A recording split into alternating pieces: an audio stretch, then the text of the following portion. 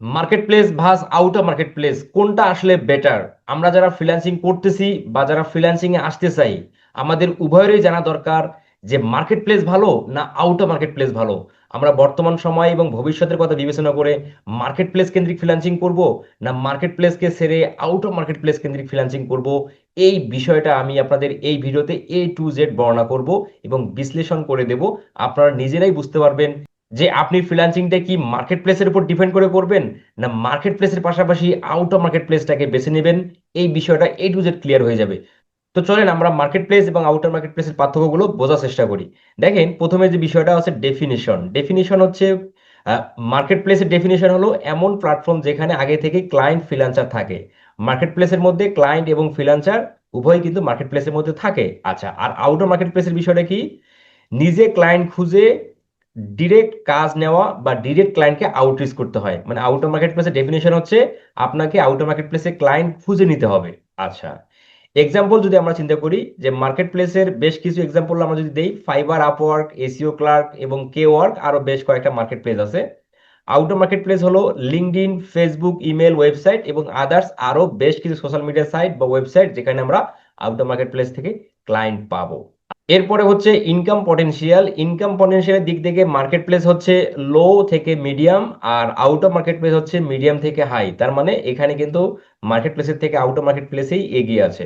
কম্পিটিশনের বিষয়টা হলো যে মার্কেট প্লেসে ফ্রিল্যান্সার কম্পিটিশন হচ্ছে ভেরি হাই। তার মানে আপনাকে অনেক অনেক ফ্রিল্যান্সারের সাথে কম্পিটিশন করে আপনার অ্যাকাউন্ট বা গিগকে র্যাঙ্ক করে আপনাকে কাজ পেতে হবে। তো এটার হিউজ হিউজ কম্পিটিশন। আর আউট অফ মার্কেট প্লেসে কম্পিটিশন হচ্ছে লো। আউটার মার্কেট প্লেসে ফ্রিল্যান্সার কম্পিটিশন হচ্ছে লো, কারণ আউটার মার্কেট প্লেসে খুব কম সংখ্যক ফ্রিল্যান্সার আউটার মার্কেট প্লেস থেকে ক্লায়েন্ট ফাইন্ড আউট করার চেষ্টা করে। তাহলে মার্কেট প্লেসের বাইরে কিন্তু ব্যাপক পরিমাণে ক্লায়েন্ট পাওয়ার অপরচুনিটি কিন্তু থাকতেছে। আচ্ছা, এরপরে হচ্ছে client quality. Client quality market প্লেসে হচ্ছে এভারেজ, আর আউটার মার্কেট প্লেসে হচ্ছে high.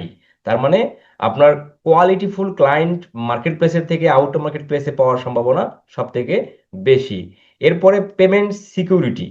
Payment security market place হচ্ছে হাই প্ল্যাটফর্ম প্রোটেক্টেড। মানে কি, আপনি যে মার্কেট প্লেসে কাজ করেন না কেন, সেই মার্কেট প্লেস থেকে আপনি পেমেন্ট যে মানে পেমেন্টের যে প্রোটেকশন সেটা আপনি খুব ভালোভাবেই পেয়ে থাকবেন। তো সেখানে পেমেন্ট মার যাওয়ার সম্ভাবনা আসলে কম থাকে।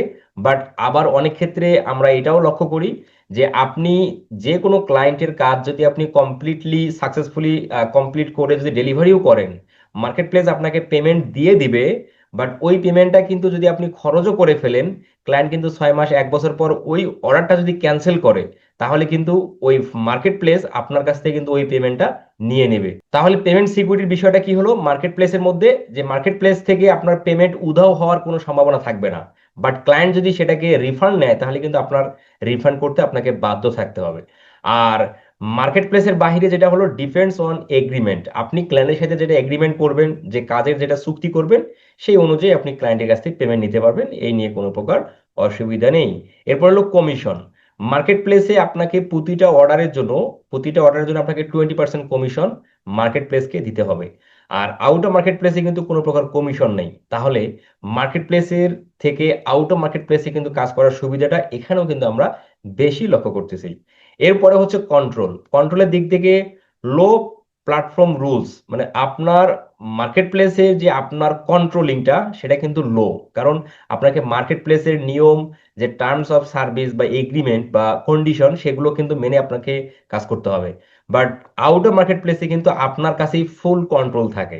আপনাকে এখানে কেউ কোনো কিছু, কোনো শর্ত বা কোনো কন্ডিশন দেওয়ার কিন্তু কেউ নাই। আপনার হাতেই কিন্তু ফুল কন্ট্রোলটা থাকতেছে। তাহলে আমরা যদি কন্ট্রোলের দিক থেকে বিবেচনা করি, এখানেও কিন্তু মার্কেট প্লেসের কাজ, মানে মার্কেট প্লেসের থেকে আউট অফ মার্কেট প্লেসে কাজ করার সুবিধাটা কিন্তু এখানেও আমরা বেশি লক্ষ্য করতেছি। এরপরে হচ্ছে গ্রোথ স্পিড। মার্কেট প্লেসে গ্রোথ হওয়ার যে স্পিডটা সেটা কিন্তু স্লো। কারণ মার্কেট প্লেসে আপনি রাতারাতি আপনি ভালো কিছু, খুব অল্প সময় ভালো কিছু করার সম্ভাবনা খুব কম থাকে। বাট আউটার মার্কেট প্লেসে সেটা কিন্তু ফাস্ট, কারণ আউটার মার্কেট প্লেসে ক্লায়েন্ট অপরচুনিটি বেশি। কারণ আপনি যখন একটা ক্লায়েন্টকে ভালো পরিমাণে স্যাটিসফাইড করতে পারবেন, ওই ক্লায়েন্টে কিন্তু অন্য ক্লায়েন্টের সাথে আপনাকে রিলেশন বা সম্পর্ক বিল্ড আপ করে দেওয়ার সম্ভাবনা থাকে। তো আর এখানে আউটার মার্কেট প্লেসে ক্লায়েন্টের পেমেন্টগুলো আমরা বেশি পাই। বেশি পাওয়ার সম্ভাবনা থাকে, ক্লায়েন্ট বেশি পাওয়ার সম্ভাবনা থাকে, তার কারণে এখানে গ্রোথ স্পিডটাও কিন্তু মার্কেট প্লেসের থেকে আউটার মার্কেট প্লেসেই বেটার। আচ্ছা, এরপরে যেটা হচ্ছে client relationship. Client relationship short term market প্লেসে আপনি ক্লায়েন্টের সাথে যে রিলেশনশিপ সেটা আপনি শর্ট টাইম ভাবে আপনি রাখতে পারবেন। বাট মানে খুব অল্প ক্লায়েন্ট আছে যেগুলো ক্লায়েন্টের সাথে আপনি লং টার্ম রিলেশনশিপও আপনার থাকতে পারে। আর আউটার মার্কেট প্লেসের ক্লায়েন্টের রিলেশনশিপটা হচ্ছে লং টার্ম পসিবল, মানে কি অনেক দীর্ঘ সময় নিয়ে আপনি কাজ করতে পারবেন। কেন এটা আমি মার্কেট প্লেসে শর্ট হওয়ার বেশ কিছু রিজন আপনার হচ্ছে রিজন আছে, যেটা হলো মার্কেট প্লেসে ক্লায়েন্টরা মানে হাতের নাগালেই ফ্রিল্যান্সার পায়।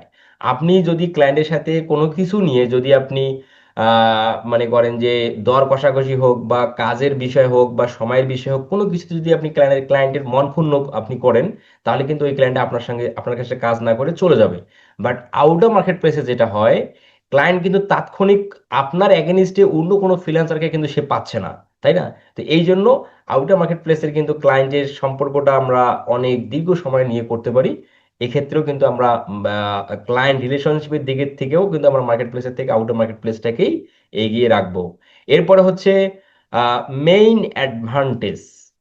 আপনি যদি ফাইবারে কাজ করতে চান বা মার্কেট প্লেসগুলোতে কাজ করতে চান, তাহলে আপনি যে অ্যাডভান্টেজগুলো পাবেন, বিগিনার ফ্রেন্ডলি। মার্কেট প্লেসগুলো হচ্ছে বিগিনার ফ্রেন্ডলি। এরপর হচ্ছে ক্লায়েন্ট রেডি থাকে, মার্কেট প্লেসে ক্লায়েন্ট রেডি থাকে। আর সিকিউর পেমেন্টটা সিকিউর পাবেন আপনি, যে ক্লায়েন্ট মানে পেমেন্ট প্রতারণা হওয়ার সুযোগ নাই, যে আপনার ফাইবার আপনার পেমেন্ট মেরে দিবে বা এই টাইপের কোনো কিছু থাকে না আসলে অ্যাকচুয়ালি। ট্রাস্ট বিল্ড সহজ। আচ্ছা, আর আউটার মার্কেট প্লেসের অ্যাডভান্টেজটা হচ্ছে হাই পেইং ক্লায়েন্ট। আপনি আউটার মার্কেট প্লেস থেকে হাই হাই বড় বড় ক্লায়েন্টগুলো পাওয়ার সম্ভাবনা আপনার থাকবে বা বেশি পরিমাণে পাবেন। নো কমিশন, আউটার মার্কেট প্লেসে আপনাকে কোনো কমিশন দিতে হবে না। ডিরেক্ট রিলেশনশিপ, ক্লায়েন্টের সাথে ডিরেক্ট রিলেশনশিপ করার বা আপনি সুযোগ পাচ্ছেন। আর লং টার্ম কন্ট্রাক্ট, আপনি যে কোনো ক্লায়েন্টের সাথে লং টার্ম প্রসেসে আপনি কাজ করতে পারবেন। এই ধরনের ফ্যাসিলিটিস বা অ্যাডভান্টেজগুলো আউটার মার্কেট প্লেসে থাকতেছে। আর মেইন প্রবলেম হচ্ছে মার্কেট প্লেসগুলোর মধ্যে যে মেইন সমস্যা সেগুলো হচ্ছে হাই কম্পিটিশন। আপনাকে হিউজ হিউজ সেলারের সাথে কম্পিটিশন করে মার্কেট প্লেসগুলোতে টিকে থাকতে হয়। আবার আপনি অনেক দীর্ঘ সময় নিয়ে মার্কেট প্লেসের অ্যাকাউন্টটা যদি আপনি র্যাঙ্ক করান, কিন্তু ওই র্যাঙ্কিং অ্যাকাউন্ট যে কতদিন আপনার ভালো পজিশনে থাকবে এটা কিন্তু নিশ্চয়তা নেই। যখন তখন ওটা ডাউন হতে পারে, আবার কবে যে আপ হবে এটারও কিন্তু নিশ্চয়তা নেই। তার মানে আমরা মার্কেট প্লেসের এই সমস্যাগুলো কিন্তু আসলে খুব বেশি আমরা এখন ভুক্তভোগী, কারণ মার্কেট প্লেসগুলোর মধ্যে ফ্রিল্যান্সার অসংখ্য হয়ে গেছে। তো আসলে মার্কেট প্লেসের অ্যালগোরিদমটাও কিন্তু মানে খুব দীর্ঘ সময় নিয়ে কোনো ফ্রিল্যান্সারকে র্যাঙ্কিং মানে টপ পেজগুলোতে মধ্যে রাখার সম্ভাবনা এখন কমে গেছে আর কি। যাই হোক, high competition, low price war. আর এরপর হচ্ছে অ্যালগোরিদম ডিফেন্সই, আপনাকে ফাইবার অ্যালগোরিদমের উপর ডিফেন্স করে থাকতে হবে। যে ফাইবার অ্যালগোরিদম যেভাবে কাজ করবে আপনাকে সেভাবে কাজ করতে হবে। মানে ফাইবার অ্যালগোরিদম সেন্স আপনার অ্যাকাউন্ট গিক সবকিছুই মানে একটু হলো মানে এলোমেলো হয়ে যায়। তো বেশ কিছু আমরা সমস্যা ফেস করি, যারা আপনারা ফ্রিল্যান্সিং বিগত সময় ধরে করেন তারা আপনারা জানেন যে ফাইবার অ্যালগোরিদমের আসলে ব্যবহারটা কেমন বা কি ধরনের চরিত্র। আচ্ছা, যে ফাইবার অ্যালগোরিদম ডিফেন্সের মধ্যে আমাদের থাকতে হয়। আর অ্যাকাউন্ট রিস্ক, আপনার অ্যাকাউন্ট যখন তখন যে কোনো আপনি কোনো যদি আপনি ফাইবারে বা মার্কেট প্লেস বা ফর্ক বা যেটাই হোক না কেন, মার্কেট প্লেসে যদি আপনি রুলস ব্রেক করেন, আপনার যে কোনো মুহূর্তে আপনার অ্যাকাউন্ট রেস্ট্রিক্টেড বা ডিজেবল হওয়ার সম্ভাবনা থাকবে। এবং এই রেস্ট্রিক্টেড বা ডিজেবল হয়ে অসংখ্য ফ্রিল্যান্সারের কেরিয়ার ধ্বংস হয়ে গেছে, এরকম অনেক অনেক উদাহরণ আছে। ঠিক আছে, যাই হোক, আপনারা যারা নতুন আছেন তারা হয়তো এই বিষয়টা বুঝতেছেন না। বাট যারা আপনারা পুরাতন ফ্রিল্যান্সার বা যারা এই ভিডিও দেখতেছেন অনেক আগে থেকে ফ্রিল্যান্সিং করেন, তারা জানেন যে ফাইবার অ্যাকাউন্ট বা আপওয়ার্ক অ্যাকাউন্ট কতটা আসলে রিস্কের মধ্যে আমরা থাকি। আচ্ছা, আর আউটার মার্কেট প্লেসের যে মেইন সমস্যা যদি আমরা বলি, স্কিল দরকার। আউটার মার্কেট প্লেসে আপনাকে কাজ করতে গেলে আপনার স্কিল থাকতে হবে। সেখানে আপনার পাওয়ার মানে কাজ করার স্কিল সেটা তো অবশ্যই, এর পাশাপাশি কমিউনিকেশন স্কিলটাও আপনার স্ট্রং থাকতে হবে।